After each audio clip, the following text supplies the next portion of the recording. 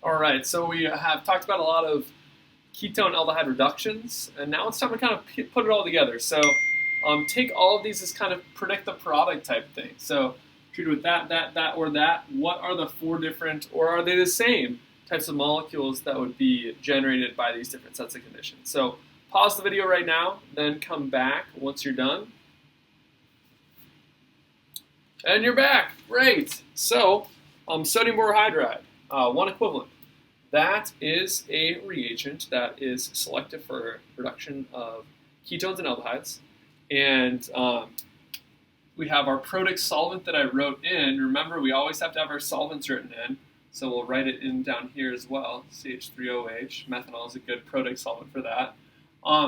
And essentially that's going to reduce the ketone selectively to the alcohol. So that's what that would make. What about hydrogen with platinum and carbon if we only have a single equivalent? Well, that is the reagent that selectively reduces the alkenes. So that would provide us with the ketone product if we only used one equivalent. What about this next one, sodium borohydride in excess? Doesn't matter if there's an excess or not.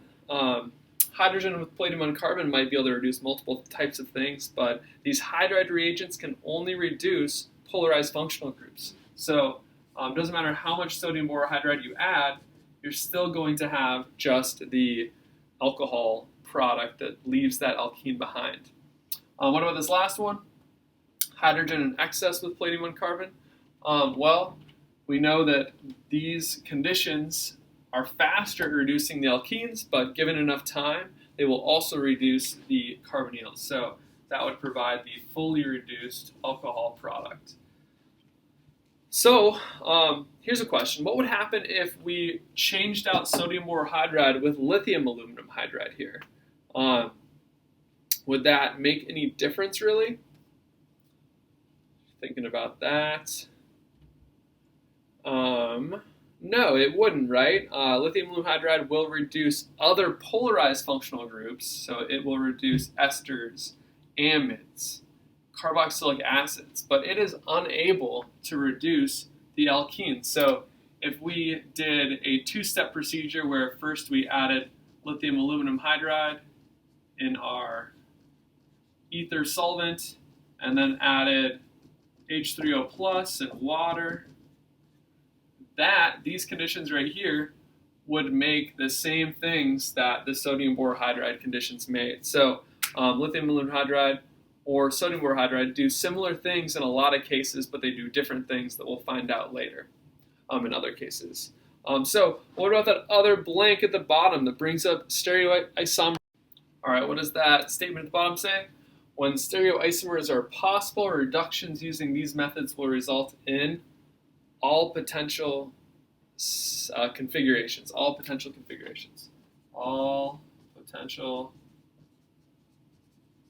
configurations. So what does a configuration mean? Configuration means, well, this could be a wedge. If that guy was a wedge, we'd have this as the S stereocenter. But the hydride added to the back to make that an S, it could also add to the front. If it added to the front, it would make this molecule, which is the R version. So what will these conditions make? They'll make the mixture of those two. And again, what could we have drawn that in a single structure to look like? Remember this wavy guy like that indicates that it is a mixture of both the wedge and the dash. So it is not selective at all. It's going to make all configurations of that stereocenter.